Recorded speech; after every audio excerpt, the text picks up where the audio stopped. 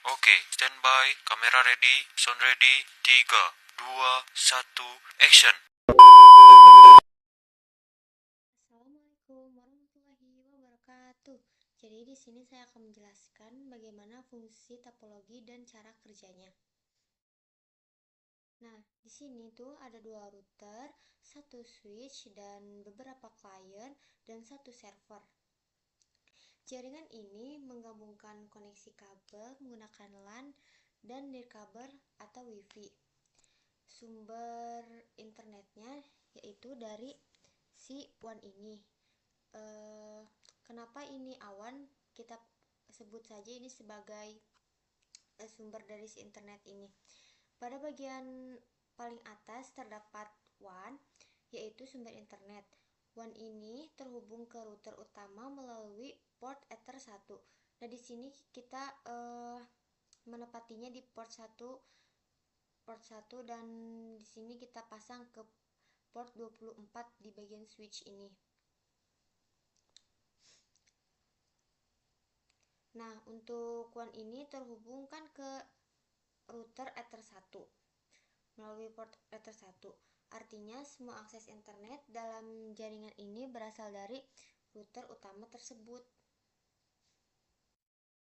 Nah, si router utama ini juga ada beberapa fungsi, yaitu menerima internet dari WAN, menyalurkan koneksi ke router yang sebelahnya melalui kabel uplink, dan klien melalui jaringan WiFi yang WLAN ini. Nah, jadi router ini berfungsi sebagai gateway utama akses point penyediaan WiFi.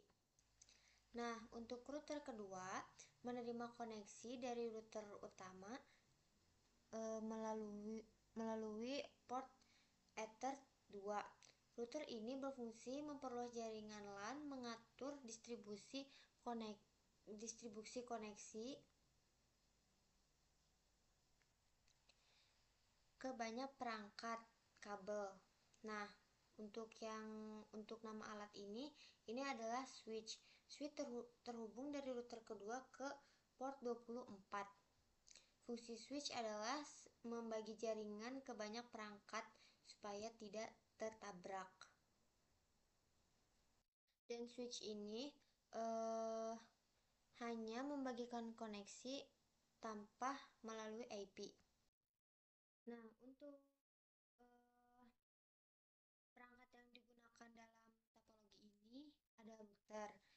Contohnya Mikrotik atau Cisco, jenisnya adalah router.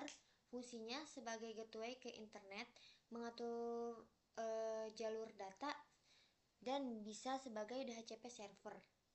Nah, yang kedua ada switch yang ini. Ini contohnya adalah Cisco atau TP-Link Management Switch. Jenisnya manajemen switch, fungsinya menghubungkan banyak perangkat dalam LAN, mengatur VLAN. Jadi kayak buat pemisahan jaringan biar enggak tertabrak. Nah, dan ada juga akses point. Contohnya TP-Link. Terus jenisnya juga wireless access point. Fungsinya menyediakan jaringan WiFi, WLAN, menghubungkan klien wireless ke jaringan LAN. Terus ada juga kabel jaringan, jenisnya UTP. Fungsinya menghubungkan router, switch, dan perangkat lainnya. Jadi kesimpulannya kayak router terhubung ke internet, switch mengatur jaringan dan VLAN. Kalau access point itu ke WiFi. Kalau kabel itu untuk menghubungkan semua perangkat. Nah, layanan yang ada di jaringan yaitu Internet Gateway. Fungsinya menghubungkan jaringan lokal ke internet. Perangkatnya kayak router. Jadi si router ini tuh jadi kayak pintu utama keluar masuk si internetnya. Terus yang selanjutnya ada DHCP server. Fungsinya itu memberikan IP address otomatis ke klien yang didapat klien seperti IP address, gateway, dan DNS. Terus juga ada static routing. Fungsinya tuh menentukan jalur tetap ke internet. Contohnya kayak semua trafik diarahkan ke ISP. Terus yang ketiga tuh ada dynamic routing ke klien. Fungsinya tuh mengatur jalur antara jaringan secara otomatis, digunakan untuk komunikasi antara VLAN atau jaringan. Nah, selanjutnya tuh ada VLAN, virtualan. Fungsinya tuh sebagai jaringan fungsinya tuh memberi jaringan menjadi beberapa bagian. Contohnya kayak buat admin, staff, dan lain-lain. Keuntungan VLAN ini tuh terlihat lebih aman dan rapih. Nah, untuk yang selanjutnya itu WLAN, wireless LAN. Fungsinya tuh memberikan akses jaringan tanpa kabel WiFi. Jadi klien bisa connect lewat SSID, bisa dihubungkan ke VLAN tertentu. Jadi kesimpulannya, gateway itu ke internet, DHCP itu bagi IP, routing itu atur jalur data, VLAN itu pisah jaringan, dan WLAN adalah akses WiFi. Nah, alurnya tuh klien VLAN atau LAN bisa internet, klien eh, untuk klien itu PC-nya dinyalakan. Klien meminta IP ke DHCP server dan DHCP memberikan ke IP address, gateway, dan DNS. Saat klien akses internet, data dikirim ke switch, switch meneruskan ke router atau gateway.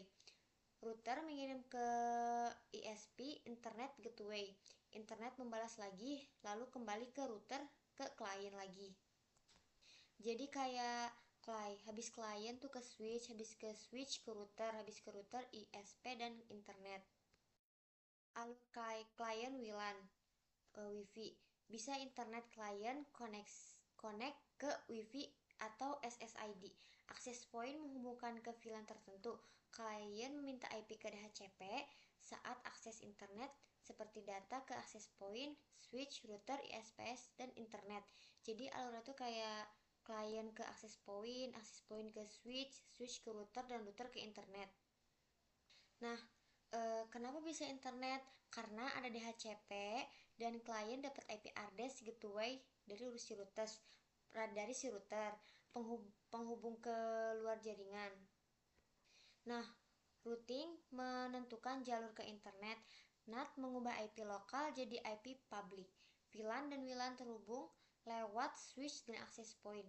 Jadi, kesimpulan singkatnya tuh klien bisa internet karena terhubung ke jaringan, mendapatkan IP, dikirim ke router, dan router meneruskan ke internet. Nah, mungkin cukup sekian dari saya. Kurang lebihnya mohon maaf. Wassalamualaikum warahmatullahi wabarakatuh.